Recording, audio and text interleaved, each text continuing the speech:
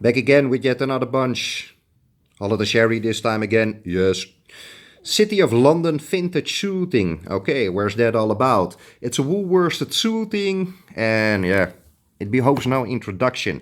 This is where the whole tailoring myths about London and such, I personally do not agree with that. The whole Savile blah blah is based on. At that time you just had proper cloth. What is a proper cloth? It should drape correctly so you can create a certain shape. You do need a weight for that. And that's the big difference between, let's say, English and Italian tailoring, especially that those things they do in that city called Napoli, yeah, beautiful cloth, but is it actually usable for clothing, to be honest? You cannot really create something nice with it. You can all call this, yeah, our house style and blah, but I don't agree with that. But okay, enough said, that's my opinion. Of course, I've got dozens of these cloths, so if you like that, then you know the risks. Good, City of London vintage suiting, where it's all about, it's 420 grams, 100% superfine merino wool. Basically the stuff you need for proper clothing. Let's go through it. A lighter gray with a nice check.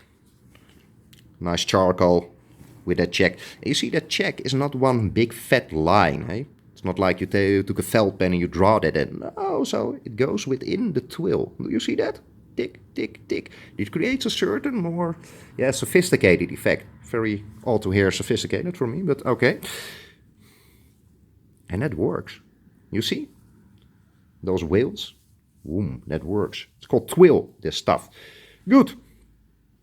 Another twill in gray, very beautiful, I must say.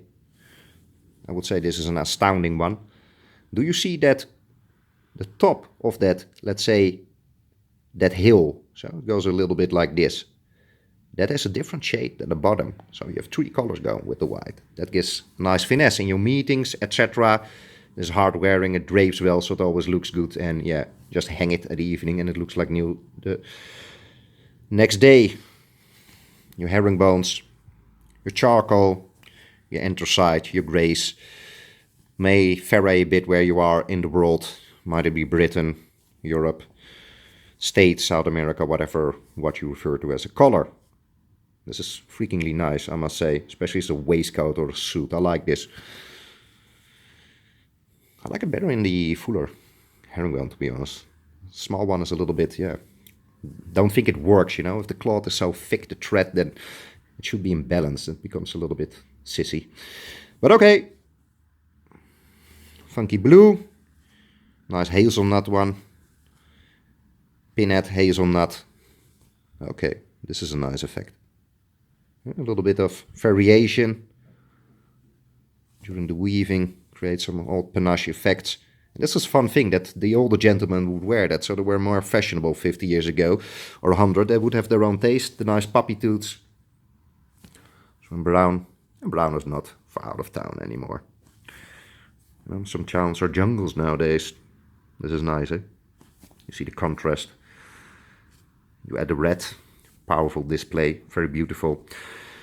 Jackets, but especially for skirts, for example, for the ladies, I like it very much. It gives a very elegant approach. Your Prince of Wales with a little bit of tan over it, very nice. It's your classic Prince of Wales, I would say, then here. Glen Urquhart check. Terminology also here differs. A lot of checks. More fading check in blue. Blue and pink, it always works. Gives a very fresh look. You put a bit of purple, violet in it, you know, becomes a bit stronger. Ooh, this is what you call a real bird's eye. A bit too much for me, a bit too bold. And that is where you see, if you know a bit more about the fabrics, this is 420 grams, 13 ounce. I prefer it a little bit thinner, so let's say a Super 120 or something, or Super 130, then a bird's eye works for me best, but it's specific. Eh?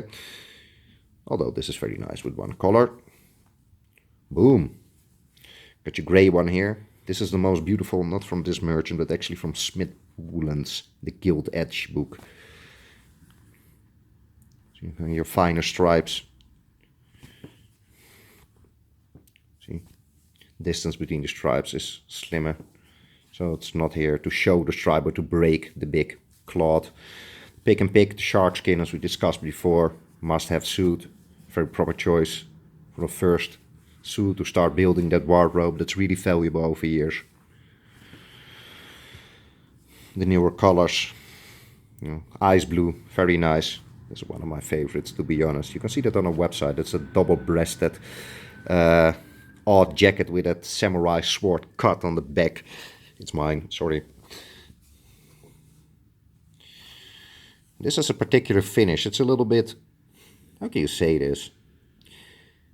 It's a little bit sanded or something. It's not that shiny. It's not cheap or something, but it's more like a proper suit for, just works. Here you have your Baratia weave, so that becomes very shiny. You can use it for tuxedos.